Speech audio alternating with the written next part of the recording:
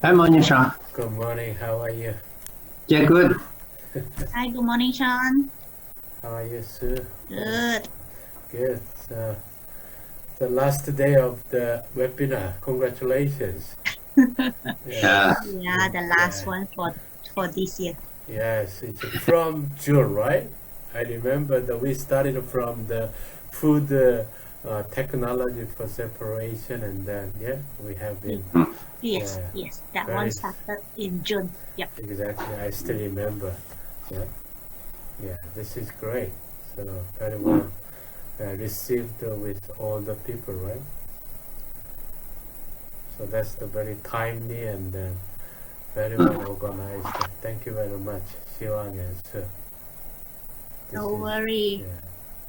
So when we are also planning to do next year, when we start again, have you ever discussed what's the planning for the next year, Xiwang? Not yet. We already finalized a few speakers. Uh-huh. Yeah. I think who?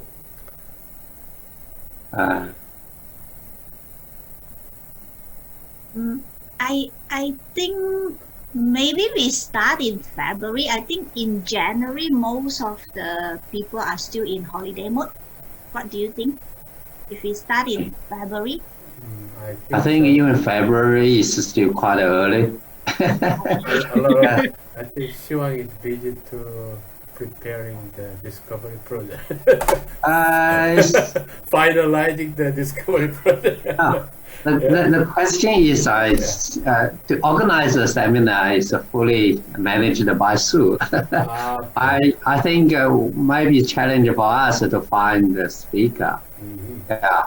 If they are quite busy with their DP, it's not a good time for them to prepare. They are, potentially we can have some speaker from industry. Yeah. I think we are planning to select MSA award winners. Maybe first webinar, because we will have MSA Science Award. We will have some ECR. Oh, that's good. Yeah, we can ask them to give a talk. Exactly. So we can ask them maybe just 10-minute presentation rather than too long, just the concept, what they are doing, and then just the introduction, general, Yeah. So we can ask, because we will have 8 winners of the MSA awards. Yeah. So we can let them talk just 5-10 minutes for each person, and then we prepare ceremony after their presentation. Yeah. Hello, Meny. Hey. How are you? Good to see you, Meny. How are you? Let's see. I need to. Can you hear me now? Yes. Haven't seen you for quite a long. So I didn't see you for a long time. So things are going well in Australia. Australia's pretty good, particularly Melbourne. After I think 6 months lockdown, now we are free.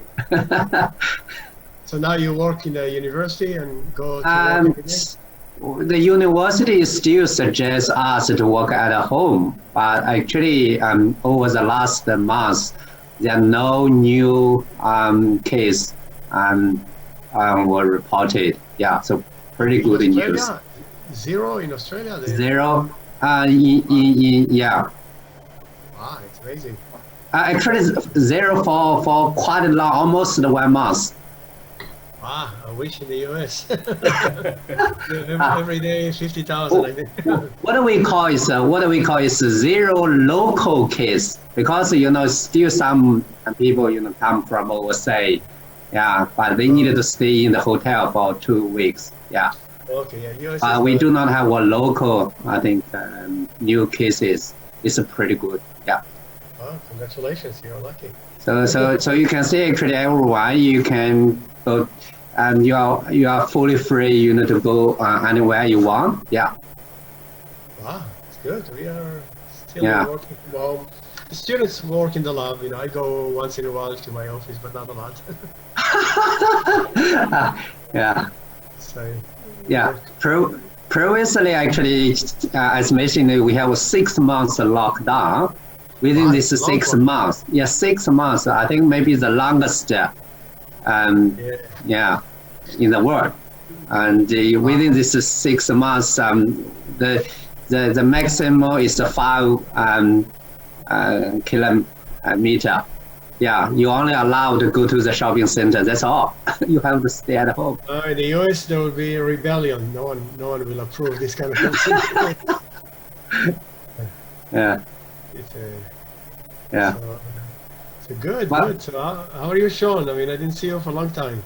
I always look at you through a lot of webinar. Your video is available from University of Hong Kong. The same talk I always follow your research and your publication. Before I joined this meeting, I look at your publication. You published so far this year 35 papers. You sure? Yeah. Sure. No, I think less. Yeah. No, less. Wow. Less. Quite impressive. It's too much. Yeah. Many and also, congratulations on your new paper published last week in Science Advance. Yes. Oh, thank you. Fantastic! A fantastic paper. Yeah, very fundamental. I like it. Yeah. I think give us better understanding how the ion pass through the membrane. Yeah. I really like this paper. Yeah. I will not talk about it today. So. Should I update my talk here probably? Yeah. So who will be the audience? Basically, the audience mainly are the researchers, but we do have some from the industry. So students, also a lot of students? Students, academicians, and the industry people. Okay. So the researchers from our ARC Research Hub, and also the researcher from the Australia Membrane Society. We also actually in Australia we have a lot of industry people. They join our webinar quite often. Yeah. Okay. Wow. So you have it every week, or how often you have these webinars? Every 2 weeks. Yeah. Nice. Yeah. Okay. Good. Started in this June. Yeah. Okay. Oh, one thing. How are you? Good. Hi, Meny. Good. It's what time is now? 11 o'clock in Australia? Yeah, almost now. 3 minutes to 11. Okay. Meny, do you want to try to share your screen? Oh, okay. Yeah. I can find my presentation. Too many presentations open. Let's see. Yes, excellent. Let's see. I'll put it. Okay. Yeah, you can. Can you see? Yes. Yeah. Okay. Should I leave it or exit, or what should I do? You can leave it. It's fine. We are still waiting for Long. Long is the chair for today. Oh, Long. Oh. Okay. Yes. It's a collaboration between Monash and UTS. Yeah. Good. So you have a very beautiful background, Meny, the university campus, right? Yeah. That's the campus. Yes. I visited there two years ago, right? Yeah. So Beautiful campus. Yes, beautiful campus. I still remember Gibbs' grave. Yes, I visited there, and very impressive his way of speed of the thermodynamics, right? His father was thermodynamics. Yes, yeah. So I see Long is there also. Oh. Yeah, Long is here. He just joined. So you're the panel. Hi, Meny. Sorry, Hello. I had a class this morning. Okay. We did a bit early. So do you teach in class or from Zoom? In Zoom? I do it over Zoom. So Why? yeah, I have one subject that I have to teach over the summer. It's summertime at the moment. Yeah, Australia is very very careful, because in China they're already teaching in class and everything normal in China. Well, we can only do Zoom if the class is more than 30 students, and mine is too big for a face-to-face classroom. Yeah, so I have to do it over Zoom. Yeah. What do you teach? What do you teach? It's actually pretty unusual. It's environmental planning and law. So we're doing a lot of legal stuff to the student. I will never be able to teach such class. I did environmental engineering, and back then they actually stuck me up with a bit of legal studies. So I have some background.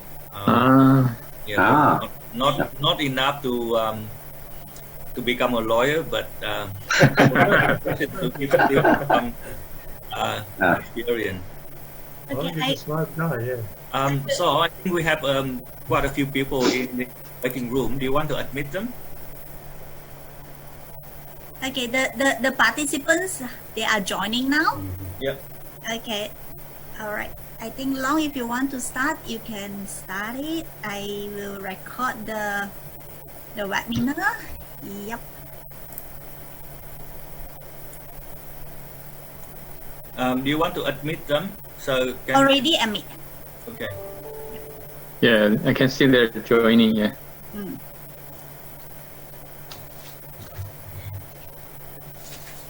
I think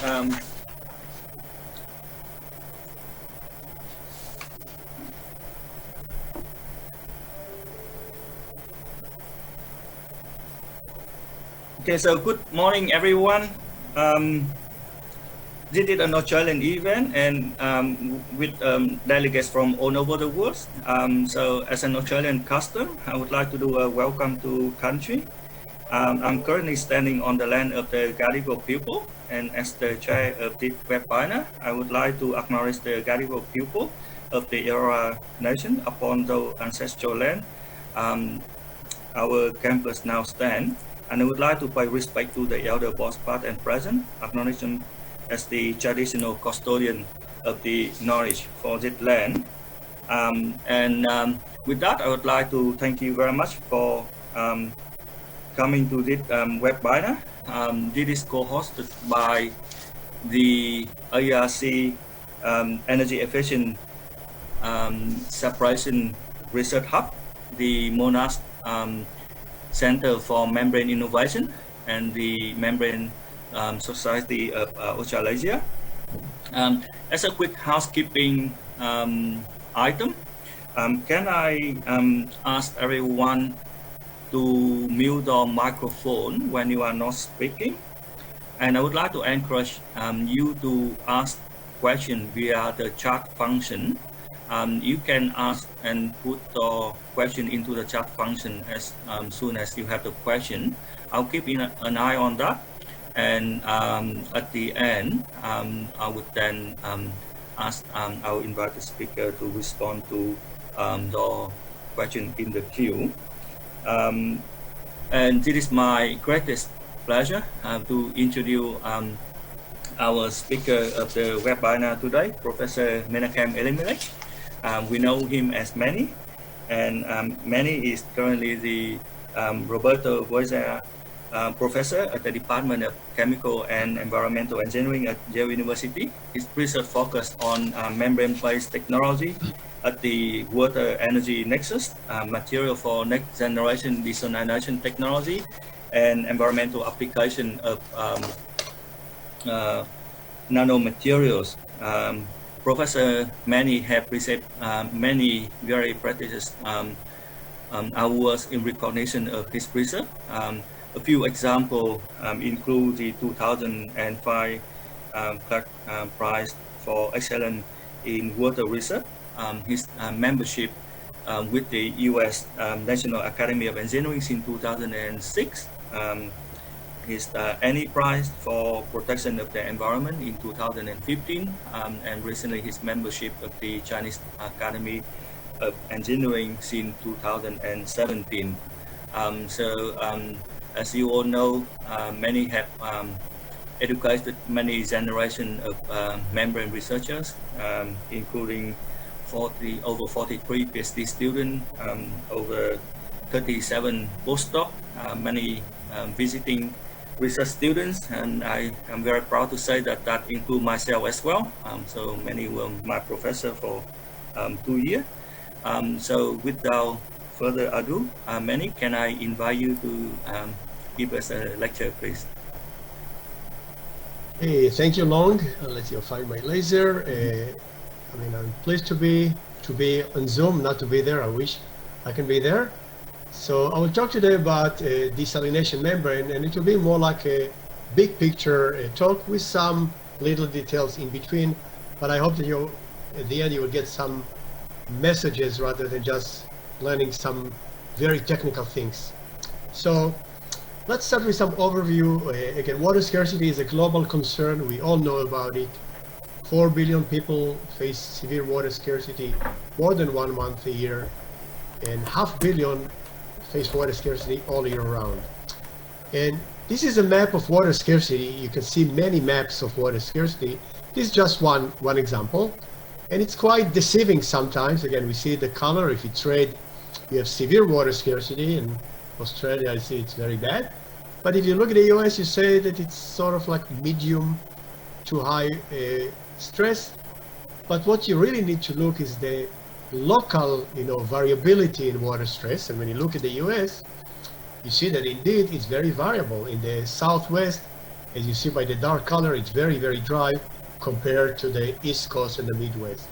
So it's important to really think about the variability, because you cannot transfer water from one wet area to the dry area over such long distances.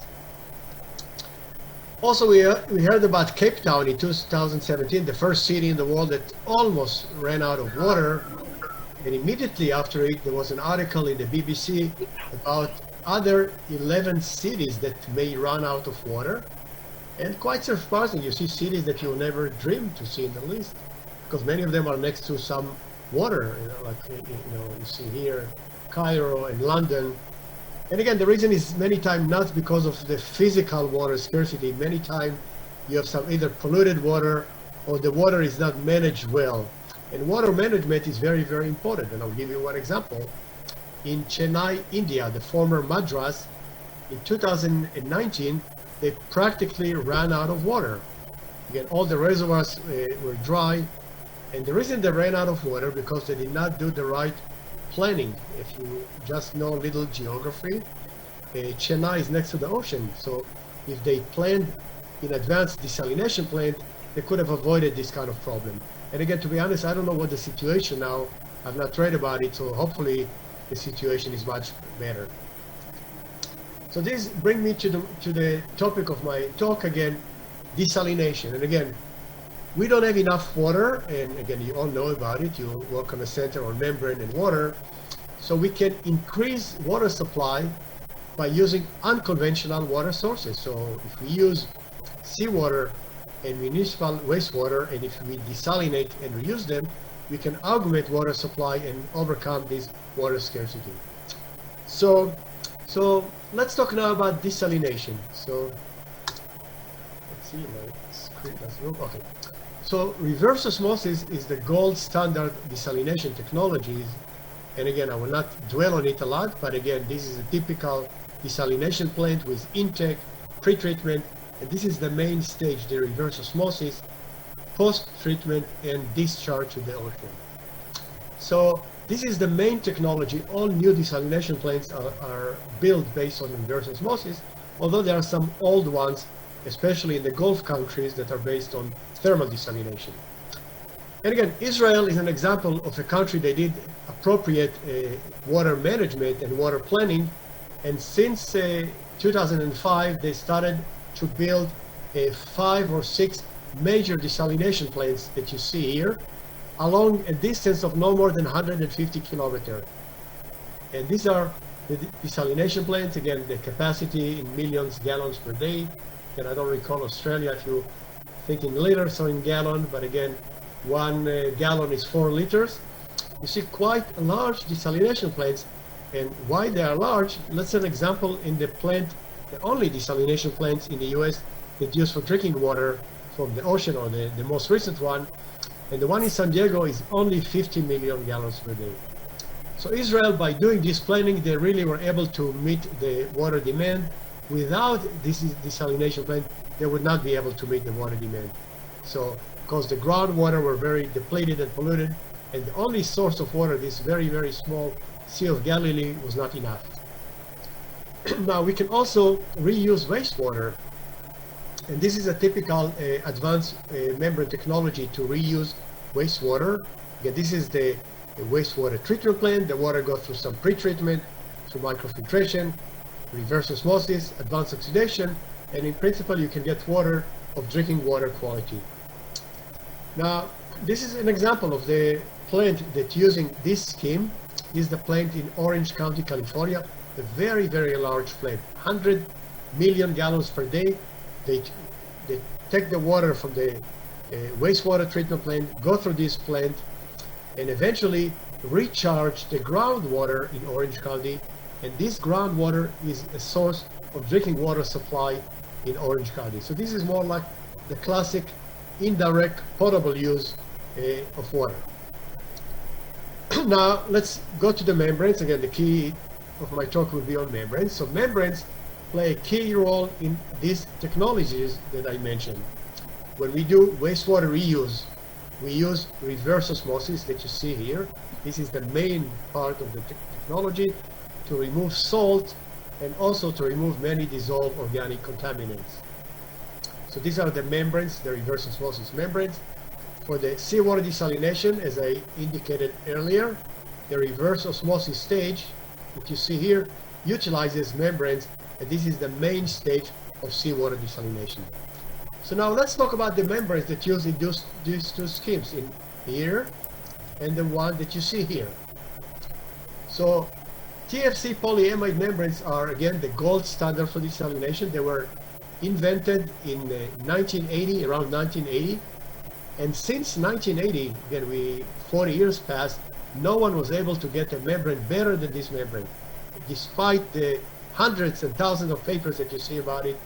And everyone works very hard. The companies work very hard to get a better membrane, but unfortunately, no one was able to get a better one. And again, this membrane is produced by a well-known process, interfacial polymerization between two monomers that you see here, one in an aqueous phase and the other one in an organic solvent. And an interface, they just react, and you get some cross-linking, and eventually you form a very, again, it's a self-limiting reaction, a very thin film that does all the right selectivity that we need for salt removal and the right water permeability. So this brings me to my talk. I would like to talk about the evolution of next generation membrane, and especially the research. And again, this is the goal of this research, is really to have a membrane that is better than this polyamide membrane that I call the gold standard. So early on in the, roughly from the year 2005-6 up to about 5-6 years ago, the focus of the research was on ultra high flux membrane. They thought that if you have membrane with very high permeability, you can get really good desalination membrane that will be better than the polyamide.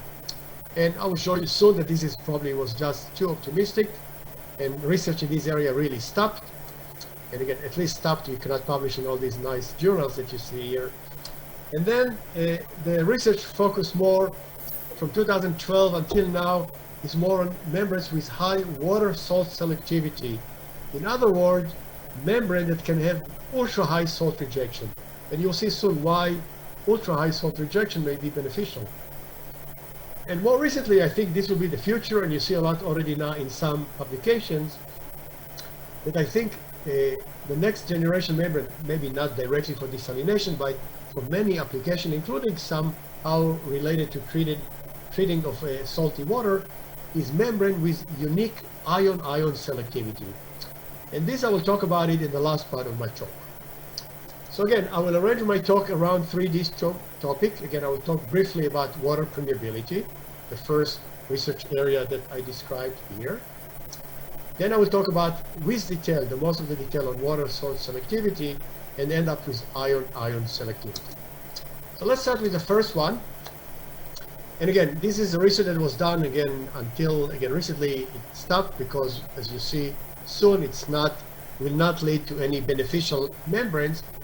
And this is the idea to use some advanced materials, either carbon nanotubes, aquaporin, or graphene, to generate or fabricate membrane with ultra-high water flux.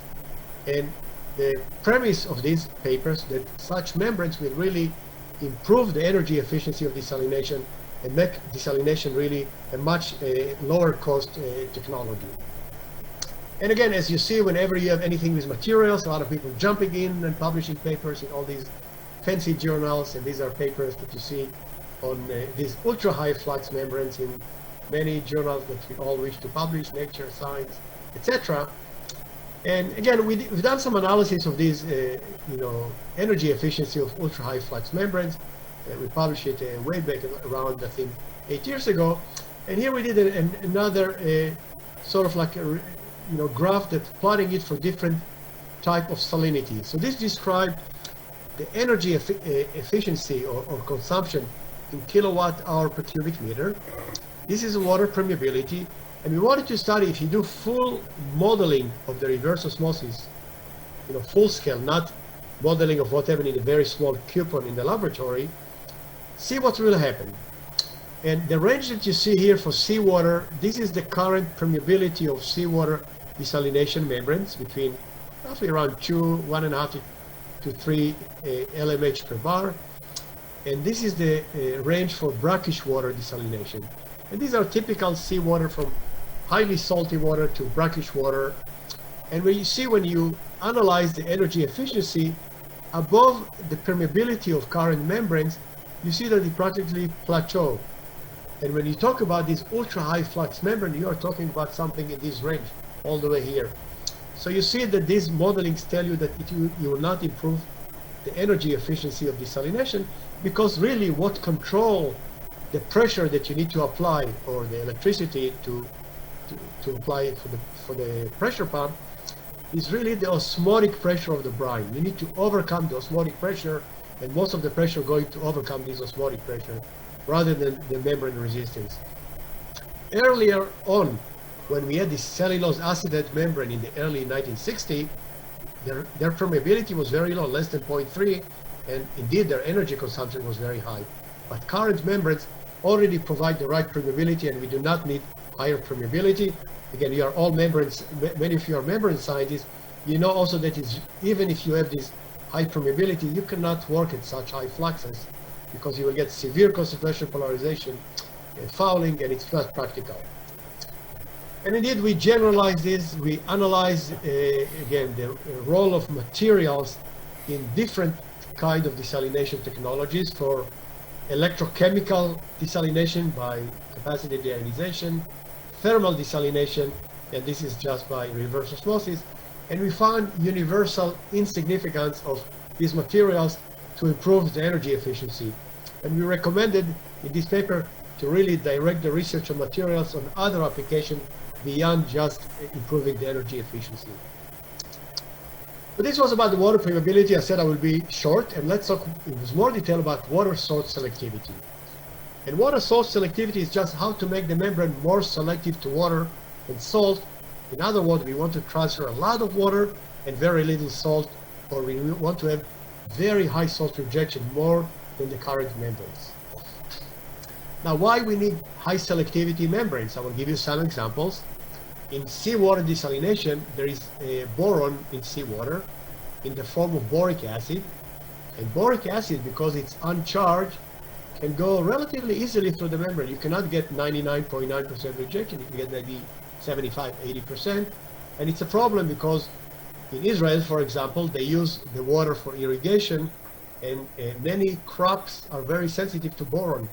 So they need to remove the boron, and they do it by additional reverse osmosis passes many times additional 2, and even in Ashkelon, one of the plants, they have 3 passes just to meet the stringent regulation for boron.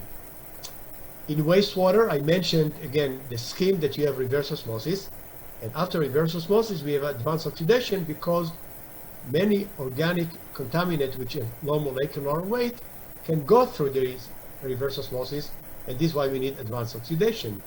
So if we have membranes with very high permeability, we will avoid this problem. Another big area that, again, more industrial area, is the ultra pure water. We need a lot of water for electronics, and currently we cannot deionize the water just by reverse osmosis. So we have reverse osmosis, and then we do it by ion exchange and other electrodeionization. If we had a membrane with very, very high salt rejection, we can deionize water by one step reverse osmosis. So what I would like now to discuss some of the next generation membrane that will see if they can give you this ultra high salt rejection. And specifically, I will talk about membrane which are either aquaporin or synthetic channels. And specifically, these channels, we envision that they will be incorporated in a bilayer or biomimetic bilayer.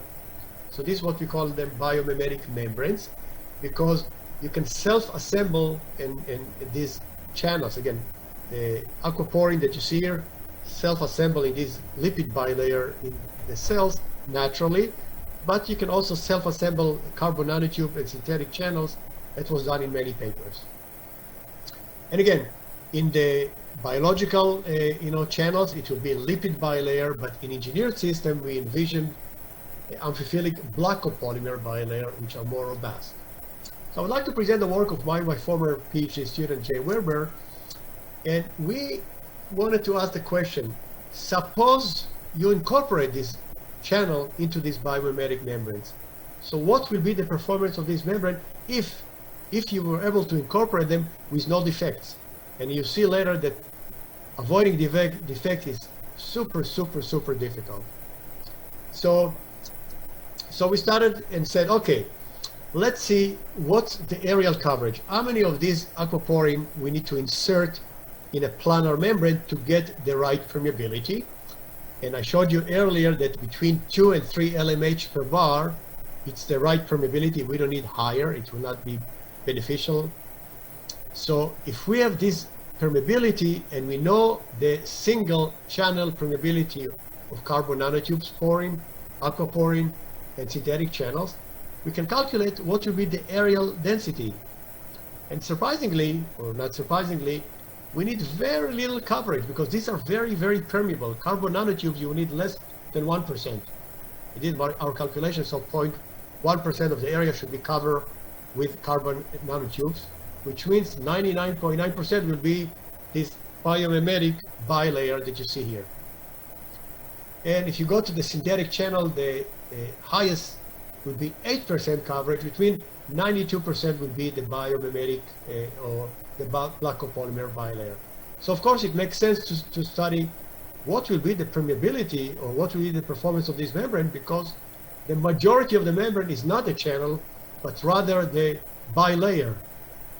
So we said, let's study the solute and water permeability through this surrounding bilayer, because no one said that they will be impermeable. No one said that everything will go, all the water will go through the channel and nothing will go through this bilayer here. So we study it by creating vesicle. It's very relatively easy to create vesicles from all these bilayer, including black copolymer. And we can study the permeability of these different salt and water through this vesicle. We have a technique that we adopted from the biophysical literature, and you can really, based on the measurements of this permeability through the vesicle, you can project what will be the permeability if you can make planar membranes similar to these vesicles. And we started with creating these vesicles. Again, we said if you take di-black, black copolymer like you see here with hydrophobic and hydrophilic moieties, as you see here, we said that there will be a self-assemble. We know any amphiphilic molecule can self-assemble. And indeed, when we did it and we measure it by cryo-TEM, we see that we can create this vesicle, and it's slightly less than 100 nanometer. And the thickness here is less than 10 nanometer. I think it was about 8 nanometer. We also try a tri-black copolymer. Again, you will have hydrophobic moiety in the middle, a two hydrophobic end, and again, they should self-assemble like many amphiphilic molecules. And also for this one, we got it slightly larger, and this is the cryo-TEM that shows that you can get these vesicles.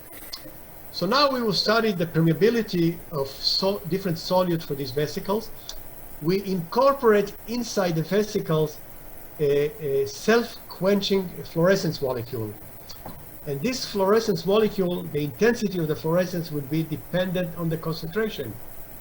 So for example, if the vesicle will shrink from, suppose, water going out, these molecules, the fluorescence molecules, cannot live because they are very large. And if it shrinks, it means the concentration will increase and you will get less intensity, because this is a self-quenching fluorescence. And we studied the permeability of a wide range of solute and water. Again, a lot of organic molecules and also a lot of salt, sodium chloride, boric acid, and many organic molecules that will have relevance to wastewater, as I'm going to show you very soon.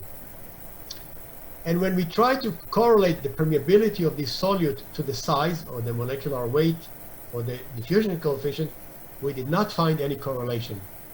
However, when we correlated the permeability to the octanol water partitioning coefficient, or in other words, how hydrophobic is the molecule, we find a beautiful correlation. As the hydrophobicity increases, you will get more permeability for the tri-black and di-black copolymer. So what we see here, that the permeability through the black copolymer is solubility dependent. So these organic molecules partition into this oily phase of this bilayer and just diffuse through it. So it's more solubility, and it's not new in the biophysical literature. In the biophysical literature, you can go to all the literature on lipid bilayer, not black copolymer. If you take lipid bilayer, it's well known that these small organic molecules just solubilize into this lipid bilayer and diffuse through it.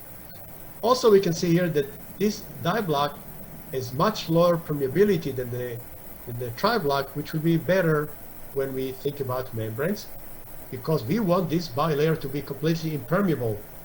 So, because we want everything to be black except the water that will go through this channel, which are only a few % of the area of this membrane. So now that we have this, studied the permeability of a wide range of solute of boric acid, sodium chloride, by the method, fluorescence and some other modified method, let's say, suppose now we have these membranes and we incorporate this aquaporin with no defects. What will be the performance for seawater desalination? Now, for seawater desalination, you see that the performance will be amazing. Let's take an example when you have 2 or 5% aquaporin Z, and let's take an example, the di-black copolymer. This is the water salt selectivity. The current commercial reverse osmosis membrane have a perm selectivity of 10 to the 5, which is 99.9% rejection. These will have many orders of magnitudes more, and the water salt selectivity here corresponds to 99.9999, 5 times 9% salt rejection. Excellent for seawater desalination. With boric acid, also we got some good results for the modeling. If you take aquaporin Z, and again, based on the permeability of boric acid through aquaporin Z, let's take the di-black PBPO, which was the best, I showed you earlier. And we get, 2 orders of magnitude more, which means the rejection of the boric acid goes from 80% to 98%, I think, roughly, which is not bad, and which probably will be enough to have desalination of seawater by one pass without worrying about boric acid. So the conclusion for seawater desalination, if you can get defect-free biomimetic membrane, they will be perfect for seawater desalination. But as I told you, there is a big move, rather than do seawater desalination, there is a big move to desalinate wastewater and reuse it for potable use. So let's see what's the expected performance of these membranes for wastewater reuse. And let's start with I compiled here, we compiled a range of contaminants. Some of them will be in domestic wastewater, some of them are not. And these tell you again, pesticides, hormones, personal care product, and so on. This is the octanol water partitioning coefficient. Again, anything above 0, it's hydrophobic. And this is the molecular weight. So just remember, because we will refer to this graph soon. Now let's go to our thin film composite polyamide membrane before going to these next generation membranes. These are rejection of the solute that I mentioned earlier that we carried out by this seawater reverse osmosis membrane. And we see, as we expect, anything roughly about over 100 grams per mole. Any molecule larger about 100 grams per mole, we get very good rejection, almost complete. And anything less than 100 grams per mole, especially if it's very low, around 40, 60, we get low rejection. When we project it over this graph, we see that indeed anything that above a high molecular weight most of the compounds in wastewater are here. These are the pharmaceutical, personal care product, natural hormones that we know that are more than 100 grams per mole. And the only problem will be, as I mentioned earlier, for these small organic molecules that will not be removed well by reverse osmosis. Now let's contrast it to the next generation desalination membrane. Let's take an aquaporin membrane with 3%, and based on the rejection of the aquaporin of these many organic molecules that we measured, we created this graph of the perm selectivity. Again, when you go in this direction, the rejection goes up. This is equivalent here to 99.9% and 99.99, etc. And this is the octanol water partitioning coefficient. We see that anything that is negative between hydrophilic, anything that hydrophilic, we know that the lipid bilayer will remove it quite well because it's not solubilized. So you see a very high rejection. And anything that hydrophobic will not be rejected well, 50% and less. And when we project it over here, we are in a big trouble because all the hydrophobic compounds, all the compounds in wastewater are hydrophobic, and they are in the range that we will not get a lot of rejection because remember, even though there are 200 or 300 molecular weight, they will move through the membrane by partitioning into this bilayer and diffusion by the solubility. So the conclusion, defect-free biomimetic membranes, even if you create them with no defect, which is very challenging, will not perform well for wastewater. So we cannot use them, and it's very difficult to incorporate this channel in something different than this bilayer, because this is the way in nature they are self-assembled. So I would like to conclude this part of the talk by again talking about, we analyzed more biomimetic membranes in a recent critical perspective, and we came up to the conclusion that scaling will be really a major problem, and I will explain why. Again, there has been over a decade of research in biomimetic membranes. You've seen a lot of literature about it, and again, you do not see a lot of papers and a lot of citations, not because it's not interesting. I would say the energy barrier for a researcher to get to this field of experimental biomimetic membrane is very difficult. This is why many of us do not jump into it. But despite, even though very few people are working on it, again, and what we've shown so far, all the data so far was in vesicle. Anyone who tried to do something, a small planar membrane, not a vesicle, even in the laboratory of only 1 centimeter per square failed. No one was able to make a planar biomimetic membrane that show you decent rejection. And of course, if you fail to transition from vesicles to very, very small 1 centimeter square coupon in the laboratory, there will be really a major challenge if you want to scale it to industrial level when you need 1,000 square meters of membrane for a big desalination plant. So my conclusion on this part of biomimetic membrane, it will be very, very challenging, and I don't think they will have a future in large-scale desalination. Now I would like to talk about some other membranes. from these next generation membranes, I showed you the biomimetic membranes, but again, we cannot do anything without talking about graphene, and graphene is a hot area, and I would like to talk about laminate or layered graphene for desalination. And again, work of Cody that published recently, I will give you the reference. And this is about 2D materials as for membrane separation. Again, they are mostly work on graphene oxide, but also some other 2D materials like molybdenum disulfate. And again, they claim they have a lot of good properties and so on. And they envisioned to make this membrane as desalination membranes, and I will explain more the mechanism. And as always, again, you talk about membranes, and these are the work on graphene oxide. A lot of news releases, from the BBC that will be a major, breakthrough in desalination. And these are more papers on 2D materials, on molybdenum disulfate and some other ones. And the way they envision these membranes is that you create these perfect, layers of graphene oxide nanosheets or a 2D lamellar membranes, and you arrange them in such a perfect way that if you arrange the spacing to be less than a certain distance, that only water molecules can go through, and salt cannot go through because the spacing is too small. And again, I told you there were plenty of papers, and they promised a lot, and we said, okay, it doesn't make any sense. We said, how you can make such a membrane? Again, the way you make this membrane, you take these graphene oxide nanosheets that you see here, you suspend them in water. They're very hydrophilic, so they can suspend, and you vacuum filter them on a support layer. And the idea is to create such a membrane that you get these layers the way they arrange here and achieve this mechanism. So we said, let's simulate this again. We tried to do some experiments, and to be honest, we were not able to get anything that reproducing anything from the literature. And we said, let's do some Monte Carlo simulation to simulate the way you build the layer, like what I mentioned by vacuum filtration. So we took these nanosheets. Again, in this example, I show you the same size, but we took them of different size. And we create this layer by layer buildup. So, and this is the first layer. And what's important in this first layer, the area coverage.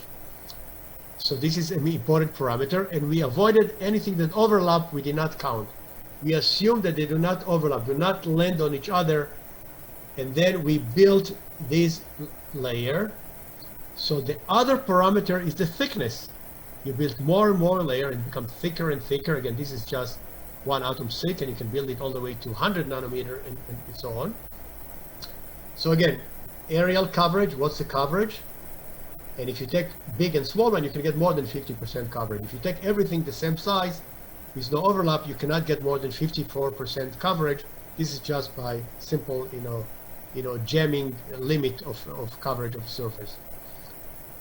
And we challenge this membrane by sodium. We say it's 0.72 nanometers, so it cannot go through. We know in reality that it can dehydrate and can go through. We took the ideal case. We took the ideal case that everything is perfect. They're half nanometer. And then the water molecules small, they can go through. And then we carry out such experiments and say, okay, what will be on the computer? What will be the perm selectivity of this membrane? So I'd like now to show you the data, and again, it's a quite crowded graph, and I will do it step by step. This is the water salt selectivity, but it's easier to think about salt rejection. I translate this selectivity to salt rejection. And this is the water permeability coefficient. And the reason we have the water permeability coefficient, because as you build the layers, if you have one thickness, layer thickness, it will be very, very permeable. But as you build the layers, the permeability will decrease. And let's take the case that you have 50% coverage. As you build the layers, more and more and more, it becomes thicker and thicker. And eventually we stopped when the permeability dropped to 1 Elimelech bar, because anything less than 1 is not energy efficient. We need to be between over 2. And here it was roughly, I think, about over 100 nanometer. And the reason is because when it's very, very thick, because the water need to go through this tortuous path through all this graphene oxide, eventually the permeability drop, but we were not able to get a lot of salt rejection because the coverage is only 50%. So there were a lot of defects, as I'm going to describe very soon. When we get to 75% coverage, this is the most, the highest coverage reported in the literature was about 75%. And again, we build the layers, we build it thicker and thicker and thicker. And as it becomes thicker, we get less permeability, but more salt rejection. And we stop even farther. We stop when it's less than 1 LMH per bar. And we got rejection about 70, 80%, which roughly the best data reported in the literature was about this range. And we said, let's go to the case 90% coverage, which is very difficult. No one was able to create it by the method I showed you by the vacuum filtration. And as you go, you build it thicker and thicker and thicker. And eventually you can build it thick so there will be no defects and you can get very high rejection. But again, we stopped when the permeability dropped to a very, very low level. And this is for 90% coverage. Now, when you go to the current polyamide membrane, the current polyamide membrane perform Hill. So you see, even under ideal condition, that all the laminates are depositing horizontally with no tilting, that the spacing between them is 0.5 nanometer, that the sodium doesn't dehydrate and reject it completely, we still were not able to get better performance of the polyamide membrane. And this is due to what we call the framework defects. And we can explain the framework defect. This is the first layer. And as you build the layers, this framework defect will be connected. The only way you can avoid this defect when you build statistically, eventually when you build very, very, very thick layer over 100 nanometer, then you can eliminate this defect. But when you build a membrane which is so thick, the friction when the water goes through here is very high, and you will get very, very low permeability, as I showed you here. So again, as you make it thicker, more friction and the permeability drop. So the conclusion here that really this next generation membrane, even under ideal condition, despite all the BBC news and the co-authored by the Manchester Group, Nobel laureate, etc., they will not be able to perform. And I think now it's well accepted because people, again, trying now to find application for such membrane for maybe nanofiltration and other applications. Okay, so I would like now to go to the third part of my talk, ion-ion selectivity. And let's go to the current membrane. This is a work that published recently, and again, led by my postdoc Razi Epstein, who is now a professor in the Technion in Israel. And if you go to the reverse osmosis membrane, they have limited selectivity. And here I'm talking now about ion-ion selectivity. Let's find a membrane that can distinguish between, let's say, lithium and sodium, or chloride and nitrate. Again, some ions that are very similar.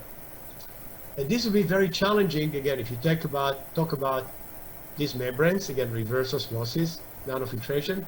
Reverse osmosis removes everything very effectively, and it will remove divalent cations completely, monovalent ions to, again, 95% and up. But you will not be able to distinguish between the monovalent ions. The same thing with nanofiltration. It can distinguish between monovalent and divalent, but I'm talking about more challenging separations. How we can distinguish among monovalent, for example, or among divalent. And the reason that these membranes are not selective, first, they were not built to address this problem of ion selectivity, because their mechanisms of rejection are either by size exclusion, as you see here, or charge, Donan exclusion. And these mechanisms are not good enough to achieve selectivity between similar ions, like monovalent ions. It can achieve separation between monovalent and divalent by charge and size based, but it's not good enough to do the more challenging separations. So what I think what you need to learn from is the biological channels, or the potassium channel. Again, this is one of the best membrane ever developed by evolution of over, I don't know if you believe, whatever the evolution, it's probably billion of years, over 1 billion of years. And this potassium channel can distinguish between sodium and potassium beautifully. It can let 1,000 or 10,000 potassium to pass, and only one sodium will go through. So again, selectivity of potassium over sodium can be 10 to the 4. And how does this channel does this great work? And I will talk about it in the next slide. But generally, this potassium channel is designed as a very thin, only a 1.2 nanometer or 12 angstrom filter. It's some unique functional groups with unique spacing, and the potassium is such a size that when it comes here, when it comes to a narrow channel, it dehydrates. Let the water molecules live. But again, if you are a potassium and suddenly you have no water molecules, you feel very crazy, like you are not stable.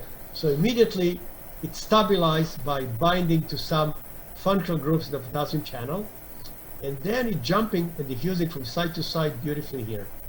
Sodium is smaller, so it cannot fit here.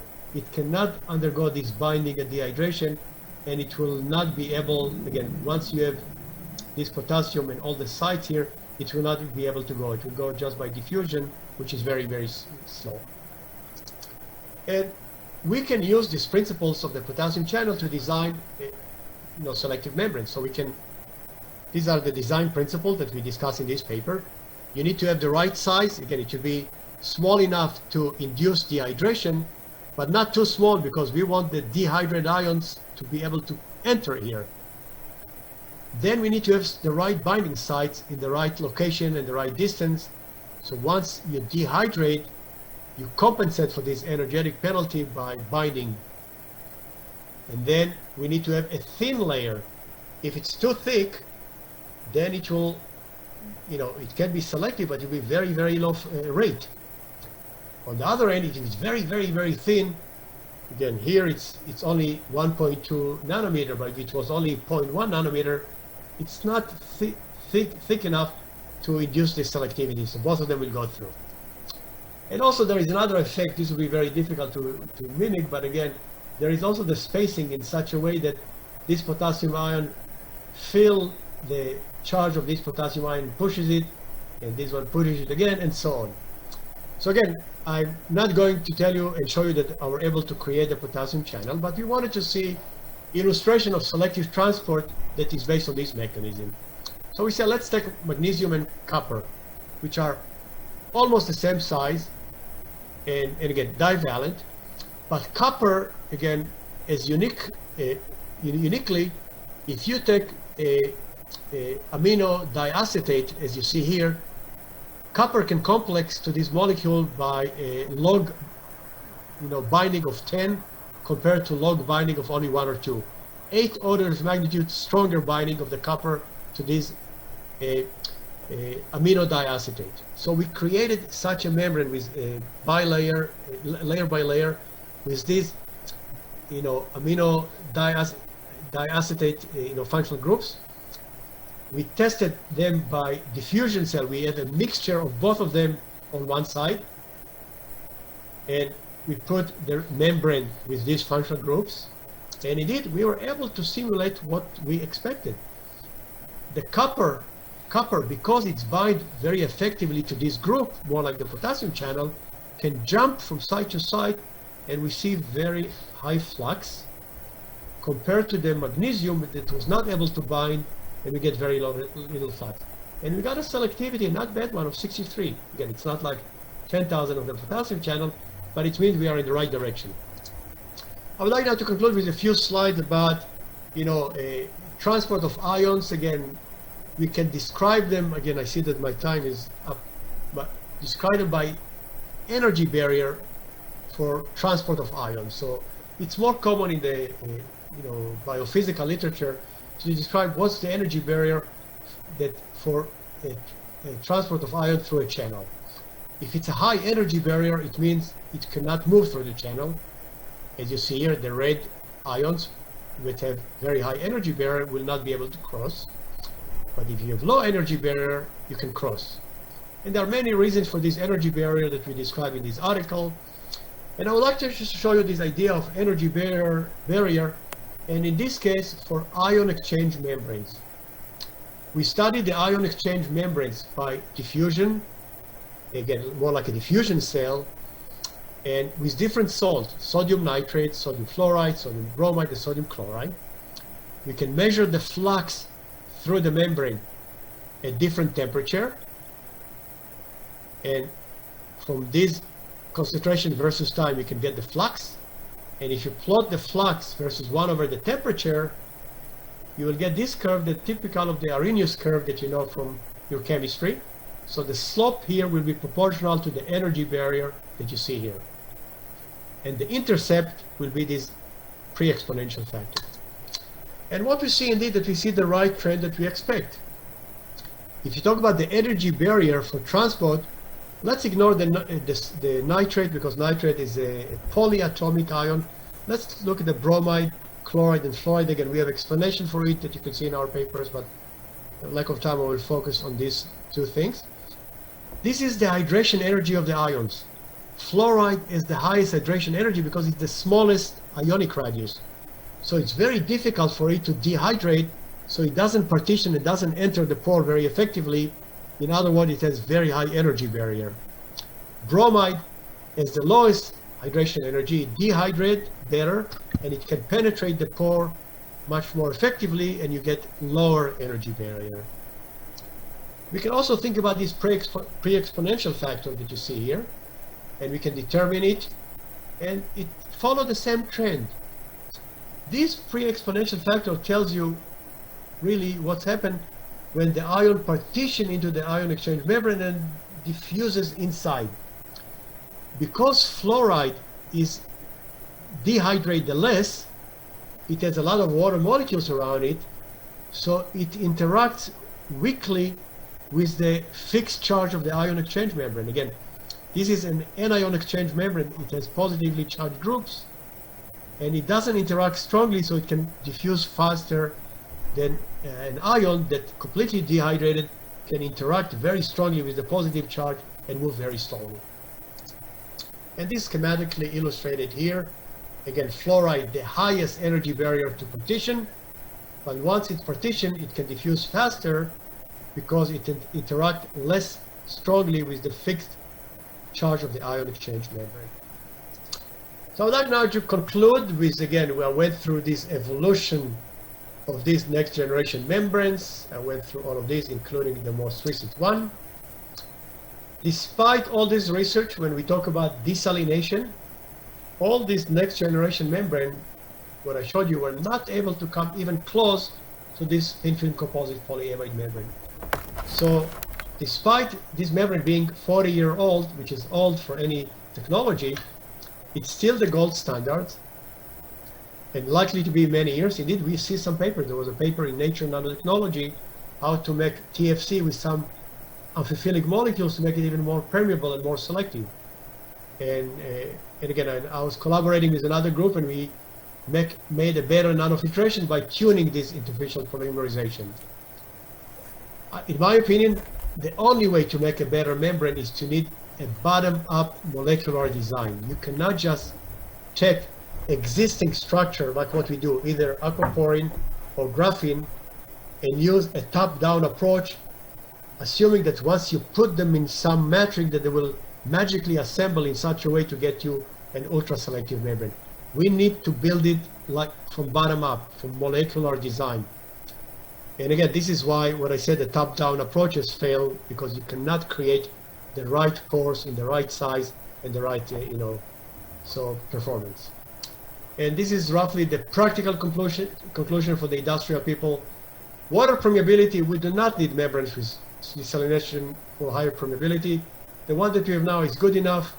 Anyone with higher permeability will even cause you more problems, because you will get, the leading elements. If you put all them in the 6-meter vessel, the leading element, the first module, will be fouled immediately, because if you have very, very permeable membrane, the flux there will be so high, so it will be fouled very effectively.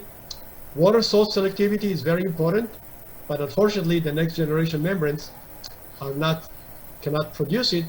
And in my opinion, unless you come up with a better bottom up approach, there is a lot of rooms to further improve the thin film composite polyamide membrane.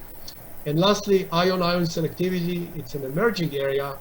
It's a difficult and challenging, and our gold standard is the biological potassium channel. If you can mimic it, you will have the best ion-ion selective membranes. So to conclude, I would like to thank the funding agency. This is my group, the pre-COVID-19, with all the visitors from China, the undergrads. The size of our group now is about half of it, which is good. I have more time to breathe. So thank you so much, and I will be pleased to answer any questions. Thank you very much, Meny. And yes, we do have a few questions in the chat. So Adam asked, I think, a brief and technical question about the concentration of magnesium and copper that you use in the diffusion experiment. So sorry, so what was the question there? The question, what were the starting concentrations of magnesium and copper? Oh, okay, it's good. So it was a 0.1 molar for each one of them, 0.1 molar. Yeah. And Wang Ting asked a question. And it was a mixture, in a mixture. And the next question is from Wang Ting. He asked if you have any comments on membranes for concentrate brine management. That's the first part. And the second part of his question is there any good driving force for ion dehydration? Since you were talking about the barrier, the energy barrier, and dehydration is a barrier. Can we dehydrate the ion before it's approaching? Okay, so I guess that's the question. One thing, feel free to correct me if I'm wrong. Oh, okay, one thing. Yeah, so basically my question, the second part of my question, the dehydration, ion dehydration. So what sort of the force, that causes the dehydration? So the electrical potential and then the hydraulic pressure, I mean, whether, hydraulic pressure would cause the dehydration, will be enough energy for the dehydration? No, we have done experiments at different, pressure, and I don't think the range of pressure is enough to affect such dehydration because the binding energy of the water is much, much higher. When we change the pressure, you also change the water flux, and then you can get maybe different result because also you will have a convective component. So you need to find a way to subtract the convective component. I think the driving force, whenever you have anything very, very small, the only way to enter the ion dehydrate, but again, it must immediately finding some other sites, functional groups to bind to them inside the channel, so otherwise it will not be stable. Yeah, okay. Now for the first question, I think you talk about the membrane for the concentrated brine management. So basically the question related to the water recovery, right? So you've done the calculation on the desalination, right? So the energy consumption. So so if we want to have a high water recovery, so how that would affect the energy consumption? I mean, whether there's a potential, for the membrane development, for this kind of application. I think when you have high recovery, the only reason you get higher energy consumption is just because the osmotic pressure increases. So the current reverse osmosis membrane, again, you can go up to a certain recovery, but above a certain recovery, you cannot, the osmotic pressure is so high, so you need what we call ultra high pressure reverse osmosis, which is now under development. So you cannot use such membranes. The current membrane you can achieve up to a certain recovery, or you can treat salinity up to a certain salinity. So the challenges there, I think the membranes will not affect the energy efficiency because, again, the osmotic pressure of the brine will control it, but we need membranes with much less scaling because as you go to high water recovery, you can get inorganic scaling. But there are some other configuration of reverse osmosis membrane or osmotically assisted reverse osmosis that you make a cascade of such membranes and you can achieve very high recovery. But I don't think the membrane will play any role in the energy efficiency. It's more the osmotic pressure of the water that you have there. Okay. Thank you. Yeah, thank you, Meny. We have another question about ion selectivity, so the third topic, and the question is about whether or not we can better separate monovalent from divalent, and what is the expectation for the future on Tfc membrane regarding that function, separating monovalent ion from multivalent ions. Again, monovalent and divalent nanofiltration are doing, the commercial nanofiltration are not bad. You can have such membranes, for example, that you can get only 10% sodium chloride rejection and 95% magnesium and sulfate. And you can even make it better. There are some publications, again, I was involved in publication with a group from China and Xiong Lin, and there was another paper from Karan from India, who used to be in UK, of how to modify the interfacial polymerization. You can add some surfactants, and then you can control the interfacial polymerization so you can create more uniform pore. And we got an amazing selectivity between monovalent and divalent. So the current nanofiltration, if you improve them, you can get very, very good selectivity. There is another area, monovalent or selective electrodialysis, that can be used, but they are not as selective, in my opinion, as nanofiltration. So nanofiltration is doing well, and there is a lot of room for improvement. Thank you, Meny. The next question is quite interesting. The question is whether or not future membrane will be designed by human being or computers. I don't know, artificial intelligence, I don't know. Let's see. I think, again, we need some human being to design the machine and then program them. I'm sure it can be in the future, but I can tell you that we are far away. For example, it took many years for reverse osmosis membrane to be, made by machines. There used to be all the gluing up to 20 years ago, they glue it by the hand. And the way they make electrodialysis stacks nowadays, it's still by hand, there is no machine. So the more you automate them, the better. And eventually, I think, yeah, there will be, some kind of 3D printing, etc. So, but this is, let's leave it to the manufacturers and the computer scientists. Yeah, so I think it can be. Yep, thanks, Meny. But then what we will do, we need to have some play, my philosophy, all this automation, it's beyond the scope of this lecture, but again, we need to have this automation up to a certain limit, because after it will be no job to be a lot of two classes of citizens in the world. Some people that smart, people with job, and all the other people will not have any job, and it will be a really major civil war. So let's have the automation up to a certain point and then stop. Let us do the rest. And the next question from Deepak, and he very much asked about the opinion regarding incorporating nanoparticles into Tfc membranes. I think you mentioned about aquaporin, graphene, but what about other things like zeolite and other nanoparticles? So this is an area that I hope that a lot of young scientists, because you tend to see a lot of young scientists just to recycle what you read in the literature and push it and push it and push it. No one was able to get a mixed matrix membrane that has better permeability, despite what I say. And even this company, Nano H2O, they do not have any particles there, the one that the LG membrane. They started with this idea, they did it fail, and eventually they make the TFC polyamide membrane.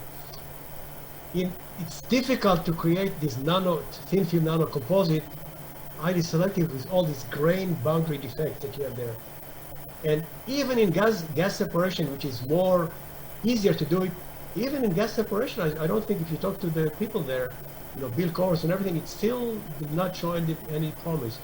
So my opinion, it's a bad thing to incorporate nanoparticles, and you, the young scientists, read critically the literature, maybe get a sample of the membrane from LG that claim they have nanoparticles, and you'll see that there are no nanoparticles there, and there is no substitute for these simple monomers that come, the polyamide by the monomers that interfacially polymerize. So my strong answer, no. Thank you, Meny. But again, it's very important point. You are also Desalination Center, and please, and some of the leaders here, like one thing is one of the super leader now, be more critical when you write papers and educate when you review paper with the young people, and don't let this thing propagate because it's a bad science, and really it's hindered the development of real membranes. It's good for papers, but our goal is not only to write papers and just enjoy our life. We need really to promote it and be critical, please. I see the one thing in that. He's clapping. Is that endorsing what you're saying? I'm telling you, you heard the DOE in the US that gave $100 million for a center, and I'm part of the center. And we just went through 156 pre-proposal, and we rejected everything that we call zombie. All these people who try to do the same thing, the same thing the way we get funding. No, we go on the things that have some potential. And you are the center, also push in this area, please. Meny, the next question from me, and perhaps on behalf of from you will ask about nanofiltration. SEQ Water. So desalination have proven to be extremely important for Australia, but the way Sorry, say it again. I didn't hear the first part. What did you say? I was saying that desalination technology have been extremely important for Australia, but the way we use desalination is on and off. We never run a desalination plant continuously over the year. The situation we're in, we run it for a few months when we really need the water, and then we mothball it, or we put it on what we call hot standby, or sometimes shut it out completely. So the challenge now is to create membrane that is durable enough so that we can turn off the system, even let it dry, and then deploy it again on a two basics.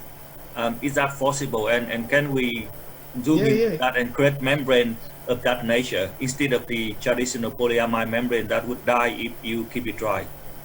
I think it's an excellent question. Again, I know it's the way in Australia, and even in Israel. Again, it's not to the same degree, but in Israel, many times they operate just at night time because the electricity is very cheap at night. So, indeed, in NAWI, our National Alliance for Water Innovation, we have one of the first area that will be request for proposal on this intermittent transient operation of desalination. I mean, and this is very important, how you operate it when it's just things changing, or when you turn it off and on.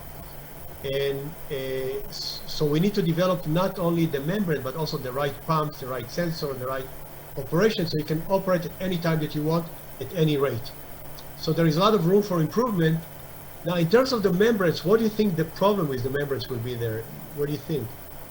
It's the polyamide layer. It has to be hydrated. As long as it dries, okay. Yeah. We cannot rehydrate the membrane again.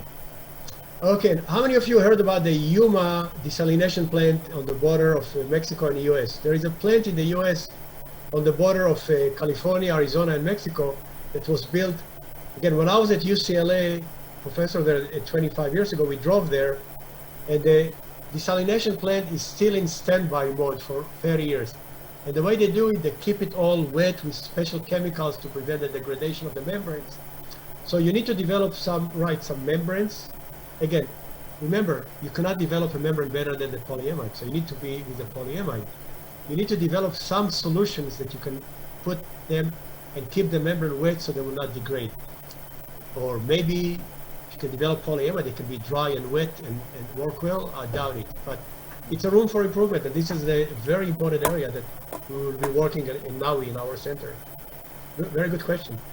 And I envision a lot of operation will be this intermittent. Again, one extreme is in Australia, the other extreme in Israel, daytime and nighttime.